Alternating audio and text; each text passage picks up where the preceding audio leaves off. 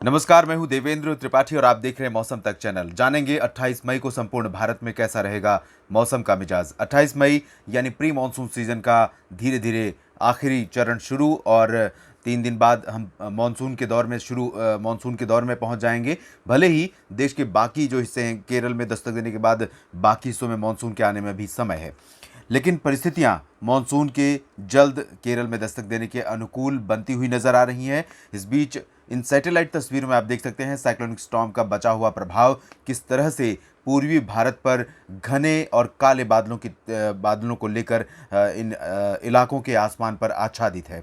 ये बादल लगातार आगे बढ़ रहे हैं और सिस्टम आगे बढ़ रहा है उत्तर और पश्चिमी दिशा में। उत्तरी टिल्ट इसका ज़्यादा है अपेक्षाकृत, जिस तरह से ट्रैक रहा था लैंडफॉल करने के बाद से सीधे उत्तर पश्चिमी दिशा में बढ़ा था, लेकिन अब ये थोड़ा सा उत्तरी हुआ है और इसी वजह से अनुमान है कि बिहार तथा उत्तर प्रदेश के पूर्वी क्षेत्रों पर कई इलाकों में अगले 48 घंटों तक बहुत व्यापक प्रभाव इस सिस्टम का दिखेगा। इसके अलावा बादलों की स्थिति आप देख सकते हैं मध्य भारत के कुछ क्षेत्रों पर बने एक सर्कुलेशन यहाँ पर मध्य पाकिस्तान और इससे सटे राजस्थान के ऊपर है, जिसके प्रभाव से हवाओं में नमी पहुंची और राजस्थान तथा मध्य प्रदेश महाराष्ट्र के ऊपर कुछ इलाकों पर अचानक गरज वाले बादल विकसित हुए। ये बादल छोटे हैं और कुछ ही इलाकों पर इनका प्रभाव दिख रहा है। आज की ये स्थिति है। दक्षिण भारत की तरफ चलें तो यहाँ पर एक ट्रफ ज़रूर है कर्नाटक से लेकर केरल तक, लेकिन इसका बहुत ज़्यादा प्रभाव फिलहाल दक्षिण प्रायद्वीपीय भारत पर नज़र नहीं आ रहा है। इसके अलावा एक ट्रफ बनी हुई है यहाँ पर पंजाब से लेकर कह सकते हैं कि मध्य प्रदेश के उत्तर और पूर्वी इलाकों तक, क्योंकि इस ट्रफ के ऊपर उत्तरी क्षेत्रों पर पूर्वी हवाएं साइक्लोनिक स्टॉर्म यास के प्रभाव से चल रही हैं, तो नीचे दक्षिण उत्तर पश्चिमी हवाएं चल रही हैं, जो हवाएं अरब सागर से होते हुए राजस्थान से होकर लगभग इस तरह पहुंच रही हैं। इस वजह से भी मध्य भारत के क्षेत्रों में मौसम में बदलाव दिखा है। इन स्थितियों के बीच 28 मई को संपूर्ण भारत में कैसा रहेगा मौसम, इसकी बात करते हैं। कहां पर बारिश होने की संभावना है और कहां पर मौसम शुष्क रहेगा। पूर्वी भारत के क्षेत्रों में बिहार और पूर्वी उत्तर प्रदेश के कई शहर इस साइक्लोनिक स्टॉर्म यास के जो कमज़ोर होने के बाद निम्न दबाव के क्षेत्र में तब्दील हो रहा है सिस्टम, इसके प्रभाव से इन भागों में बारिश की गतिविधियां देखने को मिलेंगी। पटना और नवादा, गया से लेकर सिवान, गोपालगंज और पूर्वी तथा पश्चिमी चंपारण, मधुबनी, सीतामढ़ी, इन सभी जगहों पर मूसलाधार वर्षा अगले 24 से 48 घंटों के दौरान बिहार में दर्ज की जा सकती है। मुख्यतः कह सकते हैं कि पश्चिमी और उत्तर पश्चिमी इलाका ज़्यादा प्रभावित होगा। इन क्षेत्रों में कई जगहों पर तूफानी रफ्तार से हवाएं चलेंगी। 25 से लगभग 35-40 किलोमीटर प्रति घंटे की रफ्तार से हवाएं चल सकती हैं। मिनी साइक्लोनिक स्टॉर्म का इफेक्ट यहाँ पर हो सकता है, क्योंकि ये साइक्लोनिक स्टॉर्म का आफ्टर इफेक्ट ही है और बचा हुआ इसका प्रभाव है जो यहाँ पर पूर्वी भारत के क्षेत्रों पर कहर बरपा रहा है और अगले 48 घंटों तक अभी इसका प्रभाव जारी रहेगा। इसी तरह से जिस तरह से बिहार के उत्तर पश्चिमी इलाकों पर इसका असर रहेगा, उसी तरह से उत्तर पूर्वी उत्तर प्रदेश के क्षेत्रों पर भी कई जगह इसका बहुत व्यापक प्रभाव देखने को मिलेगा। इसमें गोरखपुर, बलिया, आजमगढ़, गाजीपुर, मऊ और आसपास के तमाम इलाकों पर मूसलाधार वर्षा की गतिविधियां देखने को मिल सकती हैं। इंटेंसिटी यहाँ पर बारिश की मध्यम से तेज़ रहेगी ज़्यादातर जगहों पर, और इन दोनों रीजन में कई इलाके ऐसे होंगे जहां पर लाइटनिंग स्ट्राइक की घटनाएं भी हो सकती हैं। लाइटनिंग स्ट्राइक से बचने के लिए हमेशा अंदर घरों के भीतर रहना चाहिए और साथ ही साथ अगर आप बाहर खुले में हैं तो पेड़ों के पास बिल्कुल न रहें। खुले में रहेंगे ज़्यादा सुरक्षित रहेंगे। पेड़ों के पास लाइटनिंग स्ट्राइक की गतिविधियां ज़्यादा होती हैं, क्योंकि जब भी लाइटनिंग होती है तो बिजली कड़कती है। जब नीचे गिरने की स्थिति आती है तो बहुत माइक्रोसेकंड में ये सब गतिविधियां होती हैं और ये पेड़ों के पास, क्योंकि पेड़ों पर उसको कनेक्ट करने में समय नहीं लगता और पेड़ों से सीधे कनेक्ट होती है ज़मीन में जाने से पहले, तो इसलिए पेड़ों के पास खड़े रहना ज़्यादा घातक जानलेवा हो सकता है। बचकर रहें।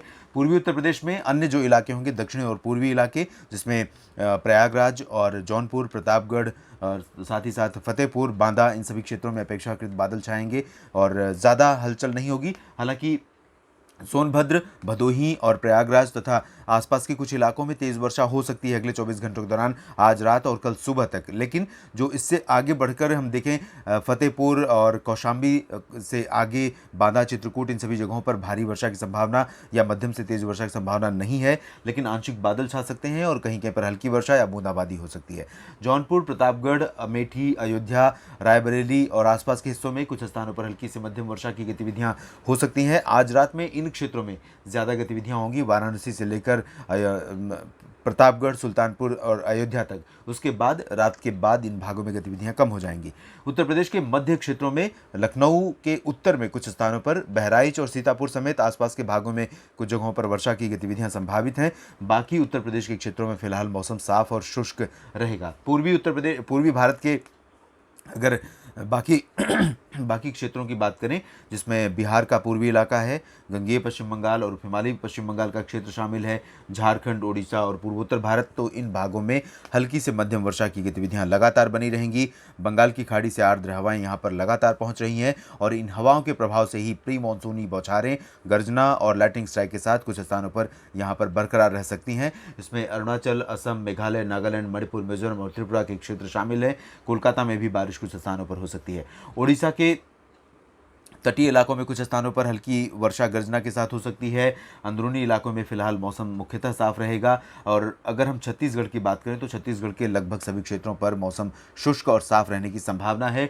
मध्य प्रदेश के क्षेत्रों पर भी मौसम साफ रहेगा, लेकिन क्योंकि यहाँ पर अरब सागर से होते हुए ये हवाएं गुजरात और राजस्थान होकर फिर से वापस मध्य प्रदेश पर पहुंच रही हैं, यहाँ दक्षिण पश्चिमी मध्य प्रदेश के कुछ हिस्सों में बादलों की गर्जना के साथ, लाइटनिंग स्ट्राइक के साथ हल्की प्री मानसूनी बौछारें गिर सकती हैं। लेकिन भोपाल, जबलपुर, सागर, सतना, पन्ना, रीवा, सीधी, शहडोल, ग्वालियर, गुना, दतिया, भिंड, मुरैना और इन सभी क्षेत्रों में मौसम मुख्यतः साफ रहेगा। हालांकि सागर, सतना, पन्ना और रीवा का जो रीजन रहेगा, ये उत्तर पूर्वी मध्य प्रदेश का, इन भागों पर आंशिक बादल आ सकते हैं, बने रह सकते हैं इस साइक्लोनिक स्टॉर्म के प्रभाव से, और कहीं कहीं पर बूंदाबांदी या हल्की वर्षा की संभावना भी यहाँ पर बन सकती है एक दो स्थानों पर। इसके अलावा मध्य भारत में गुजरात पर भी आइसोलेटेड प्लेसेस पर बादल विकसित हो सकते हैं। साबरकांठा, बनासकांठा से लेकर मेहसाना, पाटन, गांधीनगर, बड़ौदा, इन सभी जगहों पर गर्जना के साथ बूंदाबांदी हो सकती है। हल्की वर्षा की गतिविधियां इन क्षेत्रों में कहीं कहीं पर हो सकती हैं। सौराष्ट्र और कच्छ में मौसम मुख्यतः साफ रहेगा। सौराष्ट्र के जो तटवर्ती रीजन है, द्वारका, सोमनाथ और राजकोट, अमरेली, इन भागों में कहीं कहीं पर हल्की वर्षा देखने को मिल सकती है या आंशिक बादल बन सकते हैं। महाराष्ट्र के ऊपर विदर्भ में अपेक्षाकृत मौसम साफ रहेगा, लेकिन बादल कुछ समय के लिए आएंगे और कहीं कहीं पर गर्जना के साथ लाइटनिंग स्ट्राइक या हल्की वर्षा बूंदाबांदी देते हुए आगे निकल सकते हैं। शॉर्ट स्पेल की जो शावर होती है इस समय प्री मानसून सीजन में मई के आखिर तक पहुंचते पहुंचते ऐसी गतिविधियां हो सकती हैं।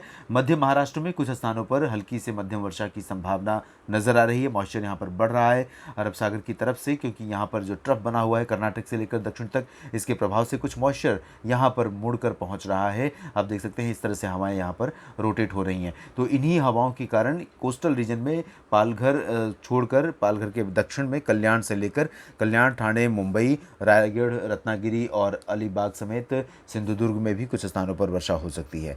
अकोला और सांगली, सतारा तथा पुणे, नासिक, इन जगहों पर भी गर्जना के साथ वर्षा की संभावना है, लेकिन ज़्यादा इंटेंसिटी यहाँ पर भी नहीं रहने वाली है। गोवा, कर्नाटक, तेलंगाना, आंध्र प्रदेश, केरल, इन सभी जगहों पर भी अरब सागर से आने वाली आर्द्रता के कारण गर्जना के साथ वर्षा होने की संभावना है। केरल में मानसून के दस्तक देने के लिए बहुत अधिक समय अब नहीं इंतजार करना पड़ेगा। स्थितियां इस तरह की बनी हैं अरब सागर में और बंगाल की खाड़ी में तथा हिंद महासागर क्षेत्र के भूमध्य रेखा रीजन पर, जिससे हम अनुमान लगा सकते हैं कि अगले 24 से 48 घंटों में संभवतः केरल के दक्षिणी छोरों पर मानसून दस्तक दे सकता है। स्थितियां अनुकूल नजर आ रही हैं। साथ ही साथ यहाँ पर आप देख सकते हैं तमिलनाडु में अधिकांश जगहों पर मौसम मुख्यतः साफ रहेगा। यहाँ पर भी आर्द्र हवाएं अरब सागर की तरफ से आएंगी, लेकिन बारिश के आसार फिलहाल नहीं है।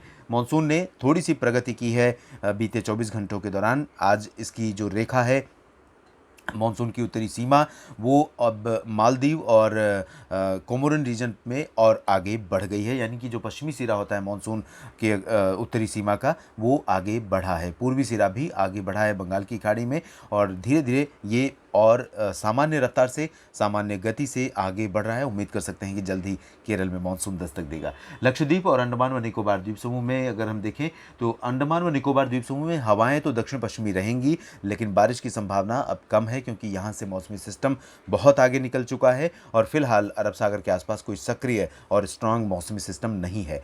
लक्षद्वीप में कुछ स्थानों पर गर्जना के साथ हल्की वर्षा देखने को मिल सकती है। देश भर के मौसम पूर्वानुमान के इस बुलेटिन में अभी इतना ही। आप बने रहिएगा मौसम तक चैनल के साथ।